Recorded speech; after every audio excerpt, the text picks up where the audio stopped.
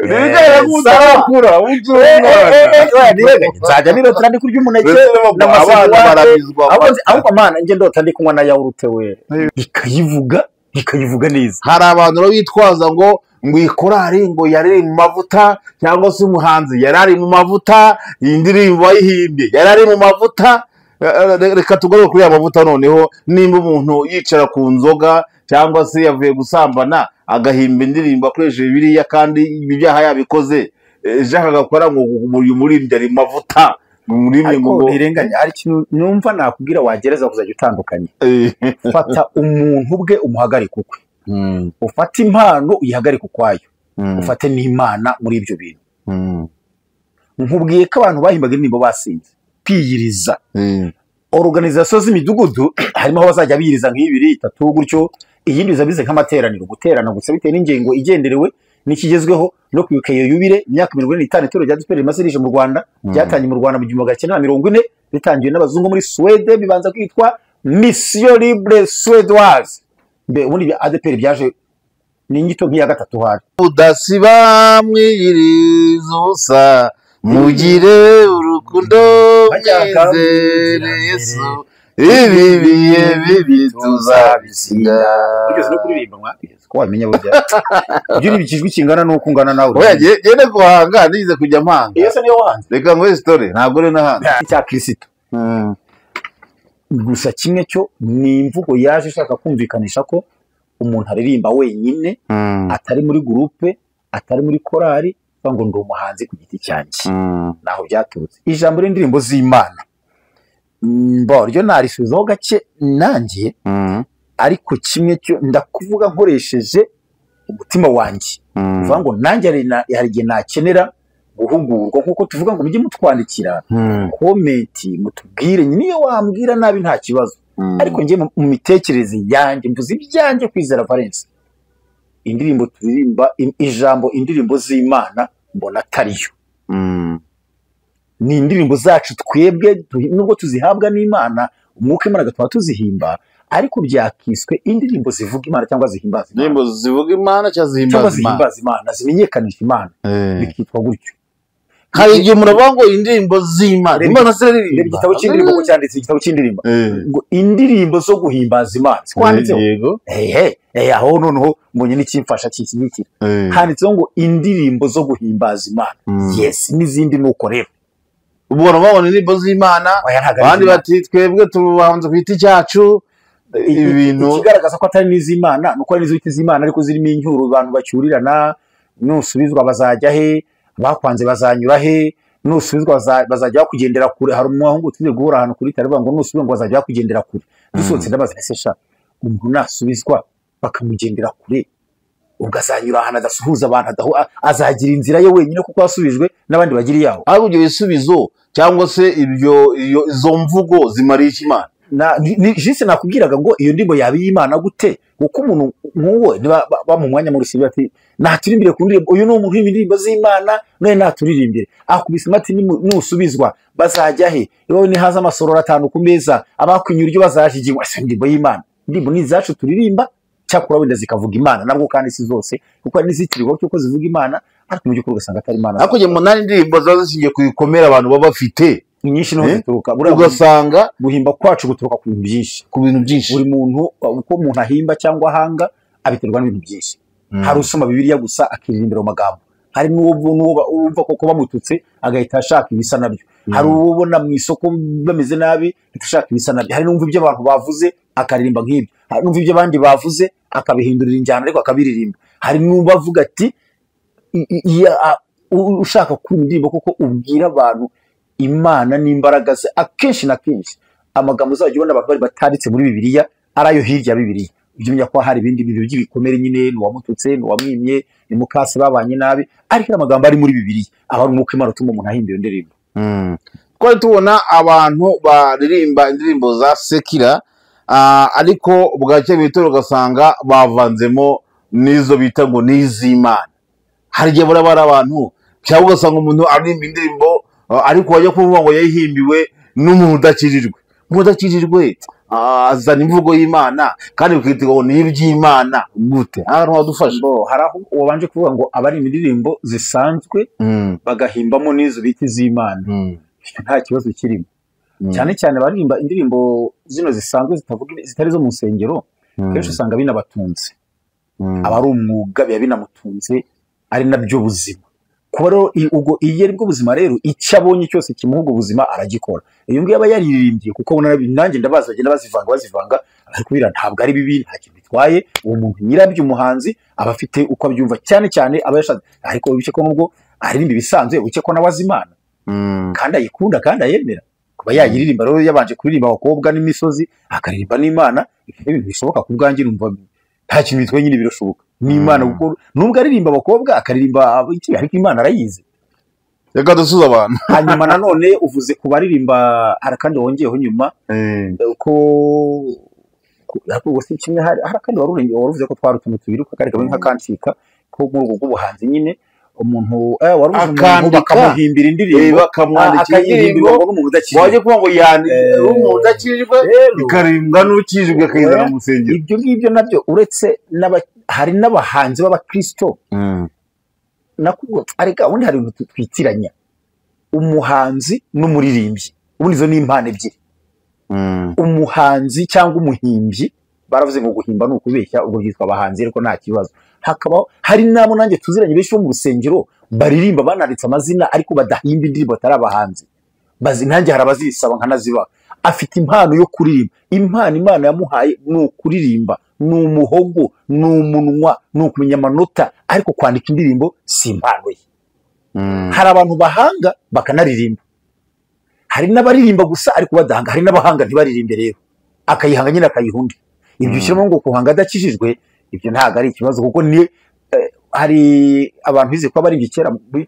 muri Kenya bari muri Kenya bigeze kugira yararo kwisi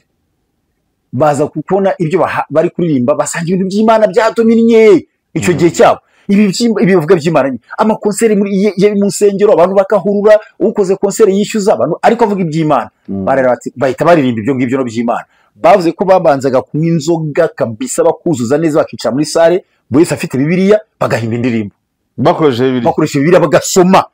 ariko banyweye bujuje ku buryo nyine indirimbo bahangaga aho ngaho abarokore barazumvaga bakuzuza umwuka wera bakanazikunda zikabona nziza ariko zahimbwe n'abantu bari kunywa inzoga banasinze n'uyu mwanya umuntu uwo ari we wese umva uwo ari we wese uri ku isi ibyo akora byose byaba bibi byaba byiza yahimba indirimbo ivuga Imana neza ikayivuga neza hari abantu rero bitwaza ngo ikorari ngo yari mu mavuta cyangwa se umuhanzi yari mu mavuta iyi ndirimbo wayihimbye yari mu mavuta reka tugaruke kuri ya mavuta noneho nimba umuntu yicara ku nzoga cyangwa se yavuye gusambana agahimba indirimbo akoresheje Bibiliya kandi ibyaha yabikoze Jacques agakora ngo uyu muririmbyi ari mu mavuta ariko ntirenganya hari ikintu numva nakubwira wagereza kuzajya utandukanye fata umuntu ubwe umuhagarike ukwe ufate impano uyihagarike ukwayo ufate n'Imana muri ibyo bintu nkubwiye ko abantu bahimbaga indirimbo basinze kuba umuntu yumva akavuga ngo bari mu mavuta kenshi nyine ba nyir'indirimbo ntaba bazi ariko icyo nashatse kuvuga uwo ari wese yahimba indirimbo ivuga Imana kandi ikayivuga neza yaba akijijwe yaba adakijijwe mwese nk'ubu ngenda umuhanzi kandi ndirimba indirimbo zihimbaza Imana zo muri gospel ariko ubu umbwiye ngo ni indirimbo ivuga ibi byasiga nayihimba twicyaha kuri kamera ubu nayihimbira umbwiye ngo nimvuge ivuga neza abaganga bo nize gushaka kuyihimba rwose ngo baririmbe bamaze kunyitaho se hashikaye bambagaga mu mutwe abaganga banyitayeho bamba hafi kubyo numvuga nimbonye inka nayiha badogiteri babiri basashaka bambaza numvaga nabahimbira indirimbo ariko ntabwo ndi umuganga ntabwo nzi kuvura ariko ubunyihimbye navuga abaganga neza ko umuntu yize kuvura ubwo abavanga uwo muntu yari mu mavuta mbonye ko gusubiza neza ubunyihimbye ngavuga ubwiza bw'urushinge ukuntu umuganga rufata neza ukuntu muganga gupfuka nk'abiririmba ndavuga uyu muntu ni umuganga pe kandi sinzi kuvura mu by'ukuri bibaye ngombwa ngo ndirimbe ibyiza by'inzoga uretse ko ntazi niba biriho wenda nkabiririmba nayivuga ati abantu bakumva ni nziza bakumva inzoga ni nziza nkayivuga ukuntu ari nziza nkayivuga iyo ubwo icyo gihe nanayibeshyera nanayihimbira ntabwo uri kuvuga ngo umuntu ari mu mavuta kenshi ntibaba bamuzi ni uburyohe bw'indirimbo baba bumvise bumva uburyohe bw'indirimbo ariko wayihimbye ntibamuzi ahubwo ntiwabarenganya rero bavuze ngo uyu muntu yari mu mavuta yikoreye yari mu mavuta ubavuga ntiwamurenganya kuko uwayihimbye ntamuzi kandi niyo yamumenya ntibivuze ko ibyo kuko gusoma Bibiliya ubwabyo ukumva ibyo uvuga bikakwegera nubwo umuntu yari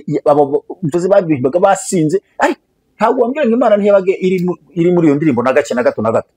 hari imbaraga zibiri z'Imana ntabwo ari ibintu bipfa kuza gusa nta ndirimbo se ujya wumva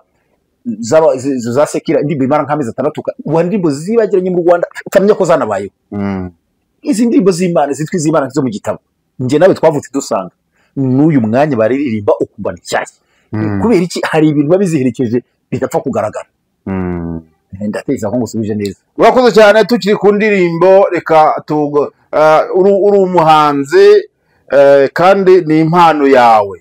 ni izihe nzira indirimbo icamo kugira ngo iryohere abantu izuzi indirimbo ndagusubiza igisubizo cyanjye mu guhanga ndasubiriza abandi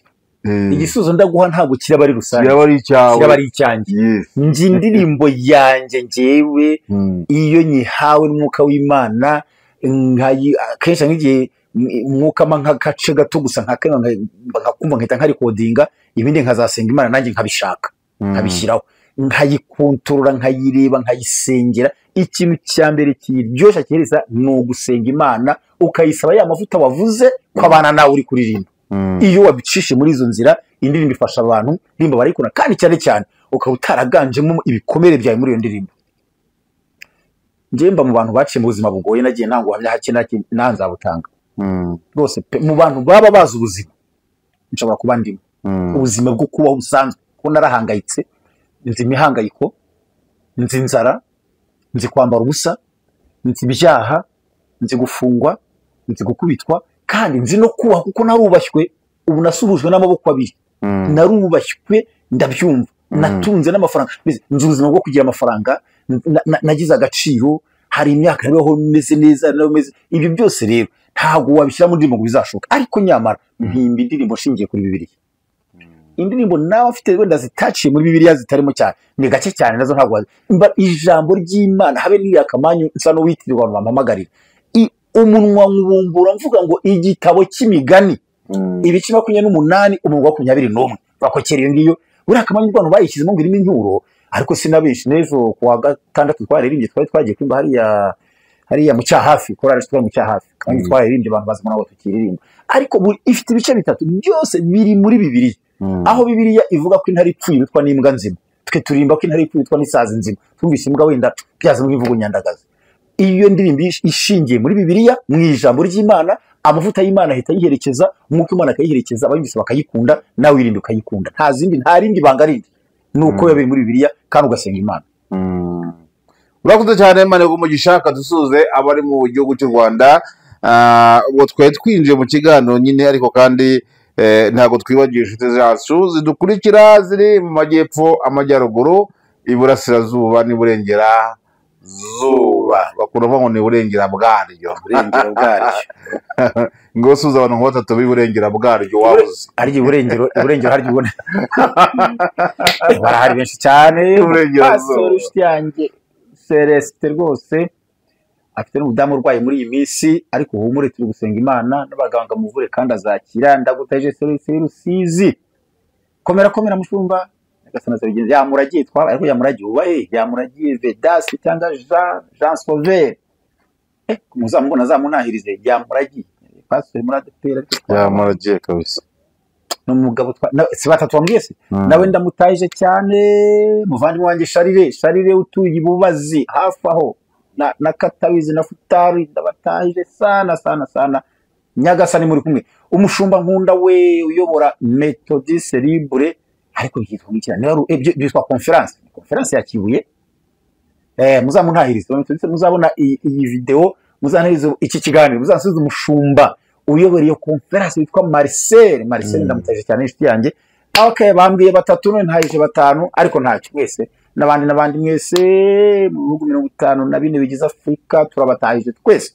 kuri Zirazize TV na Shalom TV 95 dutahije abantu badukunda bari mu bihugu 54 bigize Afrika byose kugera ku nyanja Mediterane mu majyaruguru aho ngaho nyine y'Afrika mu burasirazuba bwa Afrika no kuri za Kenya aho hirya turabatahije. Ibihugu bigize Afrika warakaraje muri nka bingahe? 6 ariko numbaza ngo nibihe simbivuga ku mpamvu zanjye ngiye cyakora ni 6 byo muri Afrika nakandagiye ntabwo ndaharenga nta kindi bure najya mu cyo hirya yawe. Urakoze cyane. Ibihugu wakaraje muri 6 nubwo utayivuza ariko kandi nta mpamvu nimwe ngaho tubwire byibuze ibyo bihugu 6 wakaragiyemo ushyemo n'icyo Rwanda utubwire igihugu cyiza muri ariko hari abantu bazi kubaza ibyo bazi nka mwarimu bakabaza n'amenyo y'uko bareba umunwa kamaze nkuririmbire sasa n'umuhanzi kangusubize nkuririmbire uri ufite amatwi ndagucira imigani. I Bugande niyo haba heza hate rwose nta gihugu cyaruta u Rwanda. Iyo ni ndimbo yerengwe nitwaga Karemera Rodrigue ayabara u Rwanda nawe nihanganishe nabe baba bariho kuko yazeje jenoside yakorewe abatutsi nimukomere mwikomeze tumwibuke twibaka mu Rodrigue Karemera. I Bugande niyo haba heza hate rwose nta gihugu cyaruta u Rwanda. Urumva neza nta no kwisi nta kindi. N'Amerika niyo haba heza hate Uburaya niyo haba heza hate bose nta gihugu cyaruta u Rwanda. Ngewe mbona akenshi buriya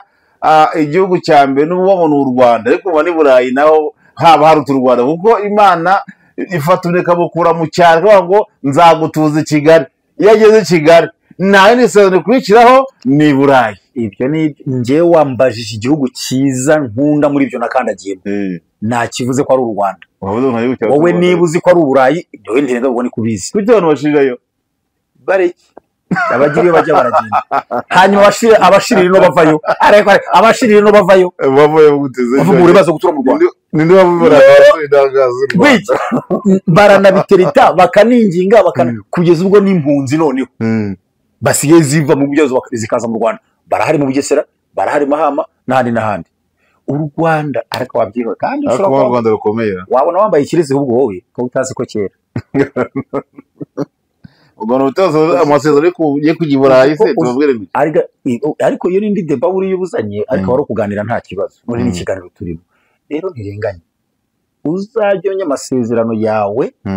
n'uwa yaguhaye naho yaguhereye y'abandi uzajye witonda cyane. Uwo muntu uri mu cyaro ufite isezerano ryo kuzava mu cyaro akazi Kigali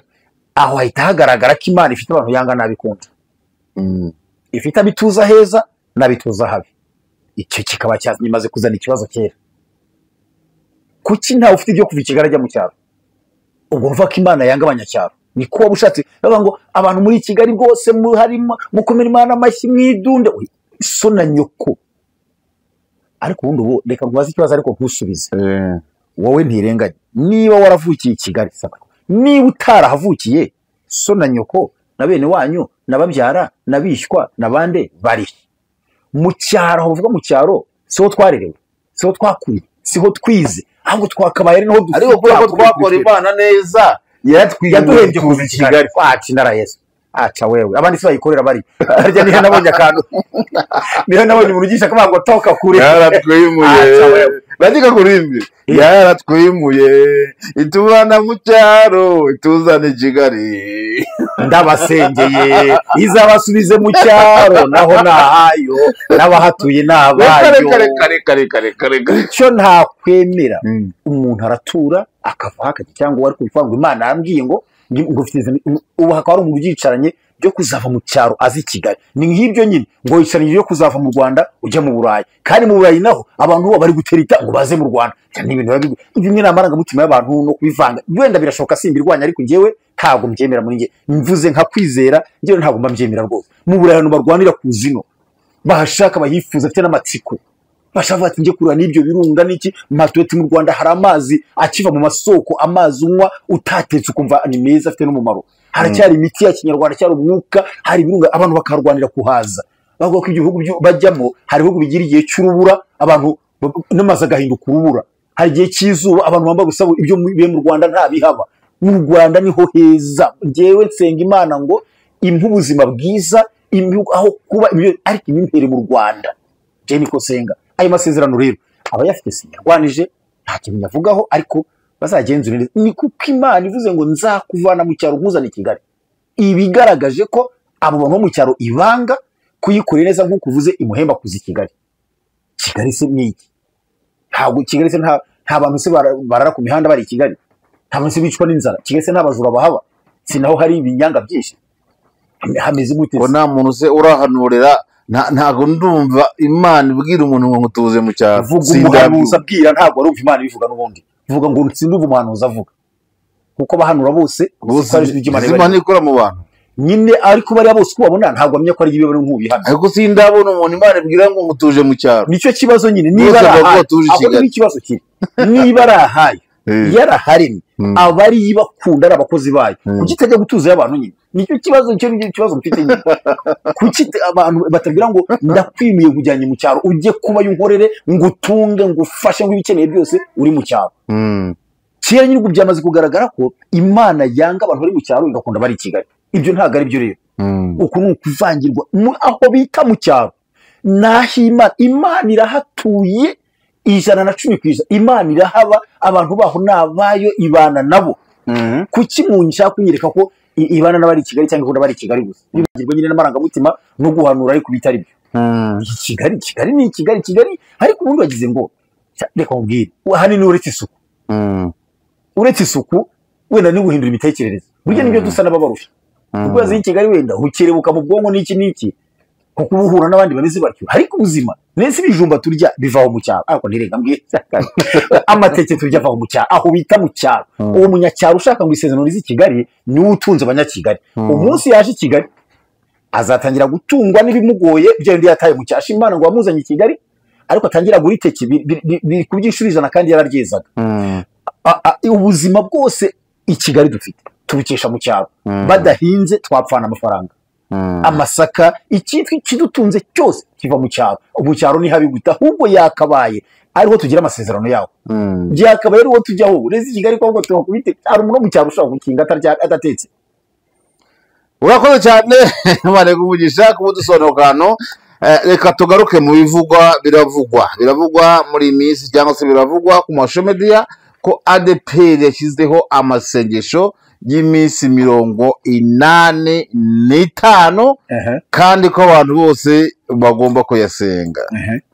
Ariko ubutane nakuze kujya ukunda kuvuga amazina y'abantu cyangwa yitoro, wajye vugira mu itorero rimwe wenda ntacyo warivuze byarangiye turi kuri kamera ntibirusubireyo. Okay, hanyuma ikibazo ni iki rero? Niba ADEPR tutiri 85 ngo bayisenge hari ikibazo. Umaje gusenga ingahe? Baratangiye kujya n'amakuru yabyufite, baratangiye kuyisenga kugira ngo tujye kubanza gusenga ya Pentecote. Pentecote ni ku cyumweru ku itariki 8. Uzigo mu rwego rw'umujyi kambatangira n'itangazo kuko dora abacu ntago muzanyishyura, ariko ni mubishaka muzanyishyura. Kananga itaga urwego rw'umujyi wa Kigali bazazihiriza ADEPR wanze muri stade yerika uzaze gufata kamera bamuzuge Pentecote. Pentecote nyirizina ni ku cyumweru, ariko urumbe rw'umujyi wa Kigali ruzayizihiza kuwa gatandatu muri stade guhera saa 4 za mu gitondo. Stade ya Yerika ndumva ari Yerika. Tutayitangazo neza tuzabishyize dore dukoza akantu keza mushumba we. Ahubwo wadukorera akanyenyeri ababikurikiye wadukorera akanyenyeri mushumba w'urembo n'ubakadukandira banditse kandi reko turi mushumba yakwa mushumba wa mwese ADEPR stade Yerika muzaye muri yo mwambaye amakote mwambaye imikenyero ubundi mwambaye n'imyenda y'amakorari menshi arimo Jehova Jire iye gumamo muzaze Hosiana izabi hari ni yacu sinayizabi. Ariko tuganirize kubera iki kuri uyu munsi abantu bakunda kwambara imyeru no kube ugasanga amakorara menshi afite n'ifomo z'umwe. Aya ntirenga byo ntago ari uzazi nyereso yaduhari turabambaye umweru. Ese bazaguza uwo munsi nawe wari ufite n'ifomo y'umweru. Oya ntaje umweru tujya muri korari yacu hamweru tugiramo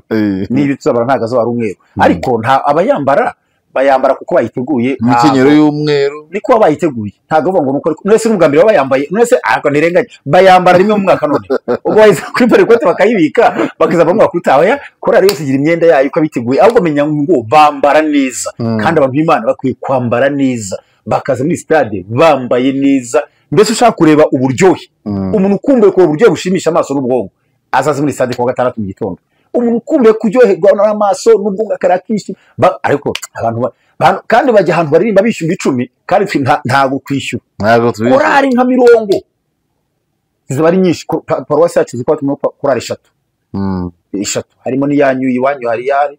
niyo mu Kagarama ni yacu rose n'amaparuwasi yandi zaje ziza abantu muzaze muryoherwe naho ndije imyenda byo hanyuma rero ubu turi gusenga panikote muri iki cyumweru ubwo ngira ngo iminsi 45 nayo batangira azakurikiraho buriye 85 amezi abiri cyangwa ufatene ya panikote aho buzagera mu furizo ntago mbisobanukira ariko nzabimenya kimwe cyo gusenga n'ungusengura kugira ngo uzavangirwa senga azabavangiwe neza cyumureka avangirwa umuntu uzakubwira gusenga ariko akubeshye uzasenge ntacyo ngo ntawe ukina senga ko byagenda kose kwa 45 none hakundi ubwo harya bikurikiranwa na ni imidugudu imenya ko bayasenze ni myinshi iminsi ni myinshi ninde bikurikirana gamenye ngo byarabaye iminsi 45 atarya tama bigakuba no kutarya se no kutanywa neze ko rimwe basengeje kwiza kandi uzica abantu bo mugabo bari byo duha dusenga ni buri munsi uza bwashobora gusenga utarya nese unasenze yariye ntabwo Imana yumva ahubwo nyine niyo biri gusobanura niyo ni iminsi 85 niyo kwiza abantu batarya batanywa konzi kubitana ntabwo ari yo kwiyiriza organization z'imidugudu harimo aho bazajya biyiriza nk'ibiri 3 gutyo iyindi bizabize nk'amateraniro guterana gusa bitewe n'ingengo igenderewe nikigezweho no kwibuka iyo yubire imyaka 45 itoro rya DPR rimaze rije mu Rwanda byatangiye mu Rwanda mu 1940 bitangiye n'abazungu muri Swede bibanza kwitwa Mission Libre Suédoise be ubundi ADPR byaje ni nyito nk'iya gatatu hari nje kwitwa ariko nari kuvaho MRC uretse ko kugira ngo yo mu Kinyarwanda iracyari ADPR iyo bari kubisobanura iyo aho babyanditse usanga ngo Église de Pentecôte umuntu ntabwo cyitwa ADPR n'ubundi mu nyandiko ku makashe ni ADPR ariko kubyapa ku muhanda ntabwo ari ADPR buryo biriho bandiko ngo ADPR ariko igisobanuro bariko ngo itoro rya Pentecôte ryo mu Rwanda kandi ADPR ani association burago yakwiye kuzabigira uko bigi kuko igisobanuro cya abbreviation nk'icyapa byanditse cyangwa iri arugo na kashe igisobanuro cya abbreviation ntabwo cyo kiba cyanditse kuko nibe ADPR ni Association des Églises Pentecôtes au Rwanda nusengo budasiba mwiriza ubusa mugire urukundo mwizere Yesu ibi bihe tuzabisiga ugeze no kuririmba mwapigeze ko wamenya burya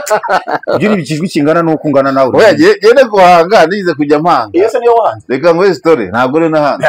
nize kujya mpanga ariko noneho jewe nkarara mu ndirimbo bugacye nkana yandika ubwakurikiraho ijwi nkonda ryibagiwe ukayishyira heza ubwo rero impano ntiyari yawe uzi ko ubu ngubu hari indirimbo ariye akukana iyo yari ibyawe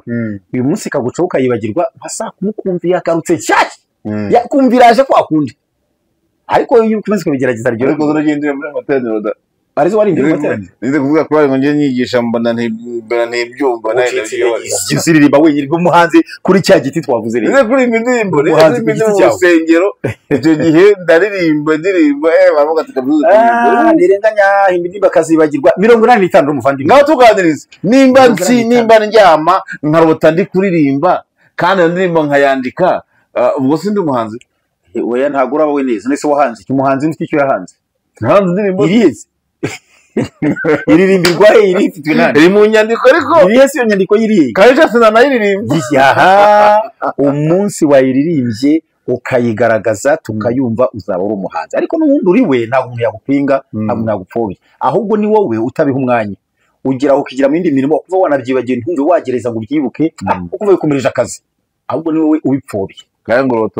usobanura inzozi wese urabipfobya wowe njye ndotazambita nguhamagara uzagituma amagara rwose pe ubimbwira uti ndarose ariko ntuzamere ari ndavuze ngo narose kandi nazibagiwe ari wavuze ngo ni Farawo wari wasibagiwe ninde hari umwe warose aravuga ngo nabirose kandi nabyibagiwe mumbwire inzozi mumbwire n'icyo bisobanura ntuzambwire ngo ninkubwire n'izo warose wazibagiwe oya izo nibagirwa ntabwo wazibagiwe. iyo mpano igirwa na Daniel gusa niwe wayigize wenyine. Iyo mpano yigizwe na Daniel gusa niwe wamenyaga ngo umwami warose ibi n'ibi wagiye kubona bimeze gutya na gutya na gutya akavuga ibyo yareza umva nuko bisobanuye ni Daniel byaherukiyeho gusa. Urakoze cyane twaba turi ku masengesho y'iminsi 85 ya niyo yagiye kuvuga wabirangije nabi kuko bivuze se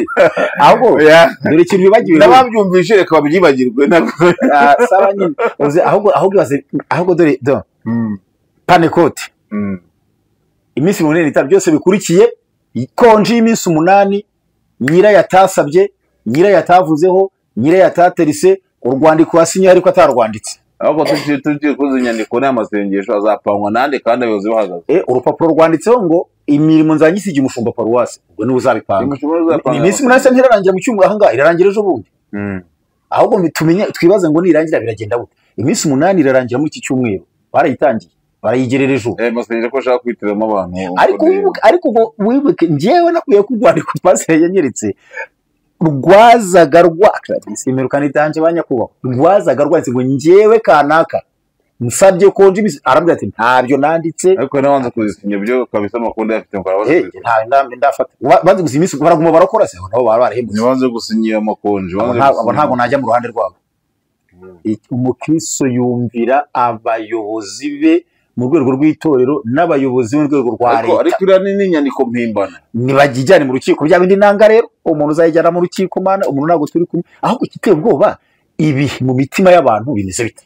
nicyo kibazo wundi abakiriye abafite inza ariko cyo si cyaburiya kike cyo ko yewe ntabwo ngira igitabo kigena ibyaha ugiye kuri abantu bashinga amategeko bashyiraho ibyaha n'ibihano muganiro mu cyito ko mushaka uyu mwanya icyo nzi ni urupapuro umuntu yandikiwe kugira ngo arusinyeho ko asabye konje icyakora nyiri kuyisaba siwe warwanditse icyo yasabwe ni ugusinya hanyuma rero ibintu byitwa ibyaha ntirenganya n'abantu bashyiraho amategeko ibyaha n'ibihano bazagenda bafatanye bakiyita izina njye ntabwo ndi kuri mwe n'ibyo ngibyo ahubwo dore ikibazo ntirenganya ahubwo imitima y'abantu imeze gute icyo nicyo kibazo ubundi ababibwiwe irakirira Pentecote nyuma abahaye impapuro arega nese njye nako turi kwivuga hari ubwo twahaye ubwo turi abayobozi ako so ngaho utangiye kuvuga nabyitwa icyaha ubwo se utarimo wangirikana mu mutima atarangiritse reka kugita inyandiko mpimbano nese niba uri mu buyobe ubwo hari n'abandi mu buhuje niba uri mu bwenge bwinshi hari abandi mu buhuje ikigaragara nuko hari cyakoretse ku mitima y'abantu guteza ngo umuntu hawe konje nese abantu bagira n'abana kugira abana n'umugore uti bampaye konje ariko ntawe nasabye barayima iminsi 8 sinzi yiva n'iyijya hanyuma umuntu agataza kwiziza Pentecote mwuka wera akwiye kuba afite ibihe byiza ariko muri iruma byakamutse akwiye iminsi 85 nayo ntaza aho ari ntaza wicaye benshi barakura n'ubwoba imitima nituje atubanza bagiye kudukuraho bagiye kuduhagarika izinda iyo baza kurika ahubwo iyo bareka bakabikora nyuma ya 85 abantu bakanza bakibira mu mwuka nabo bayuza gategura byiza baryohewe ko ari Imana babwiye kubikora oya bakana kubizana ibikikaze bakabyandika nko babyanditse uwabyanditse akongera akabyandika ariko akareka Pentecote kavaho oya bakayibera ko 85 ari yubire kubera muri amasengesho umwuka yabafata akabuza kubikora ariko rero bafatanye batari bayinjira bo barabikora ahubwo bazayasenga batura ibyaha bakoze mwuka sabuza abantu kumvira abayobozi mwuka ntabwo buzana kumvira abayobozi ino bavuze ngo iyo bayandika ngo bahira amasengesho umwuka yere kubabuza yababuza bakamwumvira ahubwo bikoze mbere kugira ngo bazature amasengesho kugira ngo atange umwuka imbere none mbese umwuka azabarondora kuba babikoze mbere kugira ngo bazature gusenga Imana ibintu biba ariko ntabwo numva bitaryoshye cyane kuko yubire ni ikintu gikomeye cyane burya gitegurwa igihugu cyose kikacyumva kuko itorero abanyetoro bakabyiyumvamo imyaka 85 ni myinshi ubwo abarigiye n'icyo gihe niyo bamaze bavutse uretse ko wabaye umukristo wa mbere na mbere wa DPR yarapfuye n'umuvugizi wa mbere na mbere yarapfuye abenshi barigiyemo mbere barapfa ariko harabakiriho na Rodia yarapfuye ngira ngo iyo na Kaniziyo yarapfuye ariko bapfuye cyane ariko harabakiriho barigiyemo muri iyo myaka hafi aho ngaho urumva ko n'abari bamaze bavutse abo bantu rero ubuze Kaniziyo numva nasuhuza Joel numva nasuhuza Bekemu Imana ibakomeze kandi Bekemu na Joel w'inyarwanda turabaramukije kandi mukomere umusaza aratashye aho yagiye natwe tuzajyayo ariko aho turi ntiyabasha kuhagera tujye tumwibuka nawe tumuzirikana nk'umuntu watuyoboye hanyuma rero nubwo navuga nti 85 kurikiye konje umuntu atasabye ese nkuri mu gihirahiro nta kundi n'abagabo n'abagore bakomere bizize yubire bizize Pantekote buzura umwuka wera ariko cyane cyane bayoborwe nawo urantirenganya hari bitatu bantu mutajya mutandukanya nawe urimo ikintu cyitwa kubatizwa umwuka wera no kuzura umwuka wera no kuyoborwa n'umwuka wera uko ari bitatu abantu barabyita yaburetse gatoya uravuze ngo notajya batandukanya ngo kai nawe urimo ubize ko ndimuzi ndambwiye itandukanye ry'ibyo bintu none niba utari muri ikirabimbwira sobanura icyo bivuga kubatizwa mu mwuka wera ni gute kuzuza umwuka wera ni gute kuyoborwa n'umwuka wera ni gute ngaho bisobanura oya bisobanura bize ngo ngewe nagufashe rero sasa gusa kimwe cyo ariko imyaka maze muri iyo ni izagukoraho iyo ngiyo umaze muri neza ahubwo bivuga ngo umere nk'impinja wa mugabo uba handitse ngo mumere nk'impinja wasubije ijambo ngo manze imyaka ngo 70 ivi na isawa mukanya nari bagukubita urwandiko baravuze ngo iki yavuze ngo nkiri umwana avuga nk'umwana akura nk'umwana ngo ariko maze gukura mva mu by'ubwana wowe uracyari mu by'ubwana ahubwo nibwo wibereyemo ahubwo impinja ni mu mwuka ntabwo ari kandirenganya umva 85 impinja zidakura zo rumane impinja ubwo ni kugwingira nyine ubwo ngaho sobanura uri umugabo ungana gutyo uretse gatoyi ufite ubwanwa kandi unakuze ne mu gakiza urimo n'imvi usinziriye ukaba uri kurya umuneke nabyuka mvuga mu ndimi umva bintu byiza ubusa nabirose koko umuneke di umva ugakaba keza uvuze n'utunyomosha n'amasedwani ibyo kurya by'abana ugira turi kurya ikigori n'umwumbati none sawa jiro turi kurya ikigori n'umwumbati sawa nzajya nirotera ndi kurya umuneke ahubwo amana nge ndota ndi kunywa na yawurute we ntirenganya rero ugira turi kurya ibinono ugira turya ibinono n'imikamba n'imyumbati n'umutsima twara komeza abagenzi bakagira imbaraga sawa ibintu by'amasedwani ibyo bintu twara imineke ibintu handitse ngo ndavuga nti amina ubundi icyo kuzura umwuka ni byiza kubatizwamo ni ariko muyoborwa ngo mwakire amata y'umwuka kugira ngo abakuze abageze simbutse akantu subira inyuma neza hano ngo ari mwakire ni mwifuze amata y'umwuka ameze ate adafunguye ngo kugira ngo ajye abakuze abageze ko y'umwuka tahitiranya n'ayinka abageze ku kirere kuvuga kugakiza ugiye kujya mu nshyushyu n'ibivuguto kandi n'ay'umwuka nyamande mo ndagutsinda guteze cyangwa utsinde bitwaye njya wirotera ibigori wirotera ry'impungure n'imitsima nahizanye nirotera ry'umuneke na yawurute na masedwane ariko ubundi kubadukurikira ndabibutsa ko turimo turasobanura n'inzozi mu magambo masheya tugiye gusoza umuntu wese yarya ikigori ubu uri gutegurwa urugamba urugendo ruba rukomeye rugoye rukuvunnye urugamba bisaba kurya ibiryo bikomeye ariko ubundi ubavuze ngo mfite ubwanwa ngo mfite ibiki n'ibiki ubundi wowe uri umwana w'Imana nawe Nyirabuze bwa kabiri umwana we vuga umwana w'Imana sawa rerekeraho rero sawa rero ubu turi abana b'Imana kandi niko turi twanditse none uyu wa 85 n'umwana w'Imana kandi Imana yavuze ngo ikikomeza ko turi abana nzabaheka ku mugongo ngo imvi zizaba uruyenzi ngibahetse hahekwa iki hafi yacu hari umubyeyi hano ufite umwana ubu ku Mana turi hasi y'uri kubona ku Mana iraduheka twese ubwo hinja bwose igashyira ku mugongo twese kandi itaduhetse ko itaduhetse segonda rimwe kandi ubwo kugira ngo base dore impaka zenda zizi kugira ngo umugiye ngo nabakijwe gusa Imana ihetse abantu bari ku isi bose n'abayanga n'abayivuga nabi irabahetse urabyemera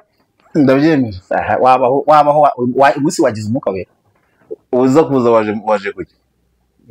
kiki kugira ngo ugere nawe naje na moto wari twirane n'umumotari yarambetse kuri moto wa muturage yarambetse kuri moto ariko uvuze gusa abana bahekwa gusa n'abakuze barahekwa yarambetse kuri moto ntabwo yarambetse ku mugongo w'Imana cyangwa umugongo we oya igisubizo ni yambetse iyo tuba tutari ku mugongo w'Imana ira moto ntibayageza iyo ariko uvuze ngo n'abakuze barahekwa kandi nuko wambajije nantunguye nta nubwo ira moto yambetse yantwaye ntabwo yambetse ihetse kuko turi abana kugira turi banini umugabo imvi bijya ariko turi abana b'Imana kandi ngo tuzavuga izindi zibaye uyu bakunze bacu mukurikiye Shalom TV 95 na Ziraziritse TV murakoze cyane kudukurikira twasuzanira n'akanya gatoya ariko ejo cyangwa tuzakora ibiganiro birebire ntabwo tubasuzwa mwacu mwaya tukavugana murakoze cyane ariko mwebwe n'umwuka mutazakora ibyo kamere irariki hano bagiye gusenga ibisi 85 mumisenge mukomeye mumisenge mwizeye mumisenge mushikamye mwite kubiriho yema wahawe konje mutayisabye imwihangane ntacyo bitwaye murayirangise ariko ngene kurangira kabisa murebe gikurikiraho watangiye kuwa kabiri turi kuwa kanga uyu munsi birarangira ku gatatu cyangwa urumva ko wayangiye urumva kizakurikiraho kandi cyose muzacyakire neza mutuje mucecetse mwituze mu byiringiro abiki rero twarega imbaraga igisubizo mwumve bituje ceceke mujye kurega murabivuga cyane mujye kurega muri leta nyamara muceka mujye mu nkiko mwiturize Imana izabisobanura ahubwo musenge gusa Imana izabisobanura mukomeze rero nako bakundi mukoreshe ya comment mwandike rwose mutuvugishe hanyuma kandi mukore subscribe mukore amacano yombi mutuzamure mudushyigikire mukore n'ahajya hari agakuye kameze gutya naho mukoreho muramuduteye inkunga mwakoze rero reka basengera abantu Mana data twese uri mu ijuru urakoze kuko ukoze iteka ryose kuko twatubwiye kumugisha uwitwa iki kiganiro umugisha ukunze ibyo muri minsi umugisha ukibiyumvamo kandi utabara abatabarwa